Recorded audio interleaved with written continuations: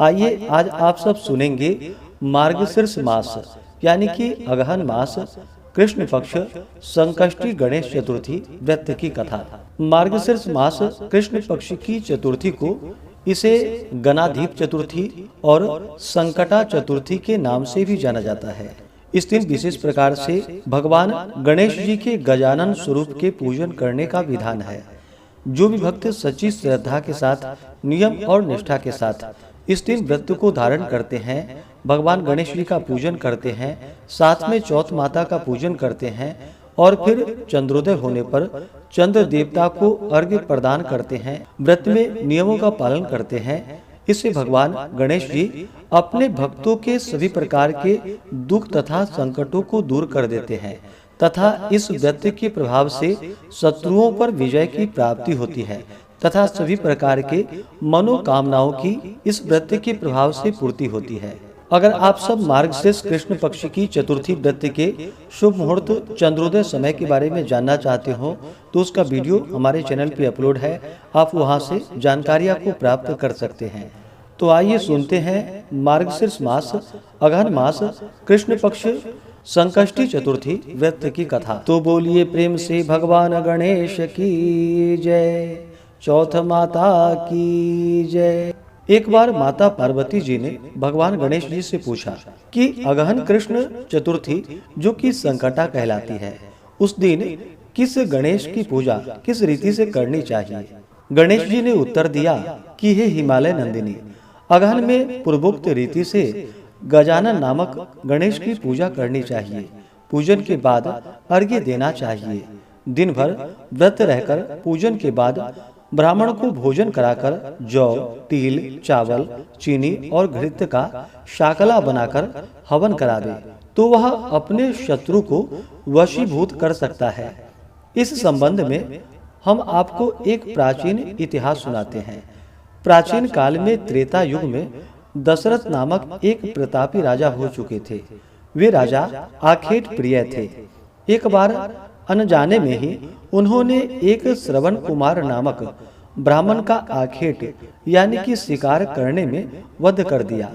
उस ब्राह्मण के अंधे माँ बाप ने राजा को श्राप दिया कि जिस प्रकार हम लोग पुत्र शोक में मर रहे हैं, उसी भांति तुम्हारा भी पुत्र शोक में मरण होगा। इससे राजा को बहुत ही चिंता हुई। उन्होंने पुत्रेष्टि यज्ञ करवाया। फलस्वरूप जगदीश्वर भगवान विष्णु के रूप में भगवान राम ने अवतार धारण किया। भगवती लक्ष्मी जो कि जानकी के रूप में अवतरित हुई। पिता की आज्ञा पाकर भगवान राम सीता और लक्ष्मण के साथ वन में चले गए। वहां उन्होंने वन में खरदूषण राक्षसों का वध किया। इससे क्रोधित होकर लोगों को रुलाने वाला रावण नाम से विख्यात राक्षस, जिसने माता सीता का अपहरण कर लिया। सीता जी के वियोग में भगवान रामचंद्र ने पंचवटी का त्याग कर दिया और ऋषिमुख पर्वत पर पहुंचकर सुग्रीव के साथ मैत्री की। तत्पश्चात सीता जी की खोज में हनुमान आदि वानर तत्पर हुए। ढूंढते ढूंढते वानरों ने गिद्धराज संपाति को देखा। इन वानरों को देखकर संपाति ने पूछा कि तुम लोग कौन हो, इस वन में कैसे आए हो, तुम्हें किसने भेजा है, यहाँ पर तुम्हारा आने का कारण क्या है।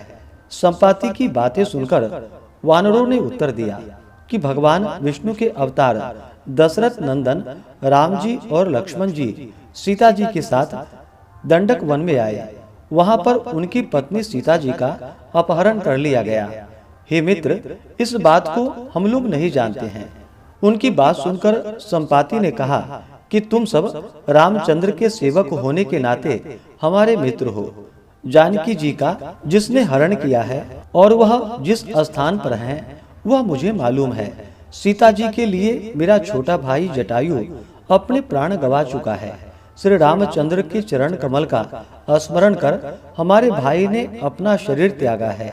यहाँ से थोड़ी ही दूर पर समुद्र है और समुद्र के उस पार राक्षस नगरी है। वहाँ अशोक के पेड़ के नीचे सीता जी बैठी हुई हैं। आप लोग देखिए, रावण द्वारा अपहृत सीता जी अभी भी मुझे दिखाई पड़ रही हैं। मैं आपसे सत्य कह रहा हूँ। सभी वानरों में हनुमान जी अत्यंत पराक्रमशाली हैं। अतः उन्हें वहां जाना चाहिए। केवल हनुमान जी ही अपने पराक्रम से समुद्र लंघन कर सकते हैं, अन्य कोई भी इस कार्य में सामर्थ्यवान नहीं है।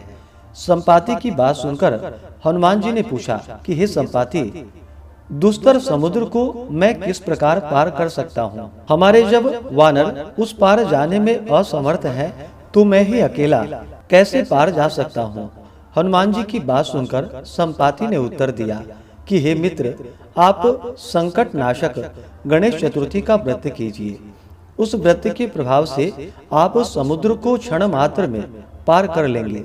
संपाति के आदेश से संकष्टी चतुर्थी के उत्तम व्रत को हनुमान जी ने किया। हे देवी, इसके प्रभाव से वे क्षण भर में ही समुद्र को लांघ गए। इस लोक में इसके समान सुखदायक दूसरा कोई व्रत नहीं है। श्री कृष्ण जी भी कहते हैं कि हे महाराज युधिष्ठिर, आप भी इस व्रत को कीजिए। इस व्रत के प्रभाव से आप क्षण भर में अपने शत्रुओं को जीतकर संपूर्ण राज्य के अधिकारी बनेंगे। भगवान कृष्ण के वचन को सुनकर युधिष्ठिर ने गणेश चतुर्थी का व्रत किया। इस व्रत के प्रभाव से वे अपने शत्रुओं को जीतकर राज्य के अधिकारी बन गए। इस प्रकार से जो भी सच्ची श्रद्धा के साथ मार्गशीर्ष मास कृष्ण पक्ष की संकष्टी चतुर्थी का व्रत धारण करते हैं, तो उन्हें शत्रुओं पर विजय की प्राप्ति होती है तथा उनके सभी कार्य सिद्ध होते हैं। तो बोलिए प्रेम से भगवान गणेश की जय, चौथ माता की जय, सर्व देवी देवता की जय। प्रत्येक माह के कृष्ण पक्ष और शुक्ल पक्ष की चतुर्थी तिथि के दिन भगवान गणेश की प्रसन्नता के लिए व्रत को धारण किया जाता है। कृष्ण पक्ष में पड़ने वाली चतुर्थी को संकष्टी चतुर्थी और शुक्ल पक्ष में पड़ने वाली चतुर्थी को विनायक चतुर्थी के नाम से जाना जाता है। यह व्रत जो कि सभी प्रकार के दुख और संकटों को दूर करने वाला है। भगवान गणेश जी की प्रीति प्राप्ति के लिए इस व्रत को धारण करना जो कि बड़ा ही पुण्यफलदायी माना गया है। इस व्रत में दिन भर उपवास रहते हुए विशेष प्रकार से जब चंद्रोदय हो, उसके बाद भगवान गणेश जी का साथ में चौथ माता का पूजन करना चाहिए। इस दिन गंध पुष्प धूप दीप आदि से पूजन करके भगवान गणेश जी को दुर्वादल अर्पित करें, उन्हें सिंदूर चढ़ाएं, धूप दीप दिखा करके अनेक प्रकार का नैवेद्य आदि अर्पित करें। विशेष करके लड्डू मोदक आदि का भगवान गणेश जी को भोग लगाना चाहिए। जल से आचमनी करवा करके द्रव्य दक्षिणा देनी चाहिए। मुख शुद्धि के लिए पान पत्र सुपारी लौंग इलायची के साथ में अर्पित करें। इसके बाद फिर संकष्टी गणेश चतुर्थी व्रत का कथा श्रवण करनी चाहिए। भगवान गणेश जी के अस्तोत्र चालीसा आदि का पाठ या श्रवण करनी चाहिए। भगवान की आरती करनी चाहिए और फिर चंद्र देवता को कच्चे दूध का या जल का अर्घ्य प्रदान करने के बाद धूप दीप आदि से पूजन करके चंद्र देवता से, भगवान गणेश से और चौथ माता से अपने व्रत की पूर्णता के लिए प्रार्थना करनी चाहिए। इसके बाद यह व्रत पूर्ण माना जाता है। इस प्रकार जो भी व्रत को धारण करते हैं तो भगवान गणेश जी उनके सभी प्रकार के दुख और संकटों को दूर कर देते हैं तथा सुख और समृद्धि का आशीर्वाद प्रदान करते हैं।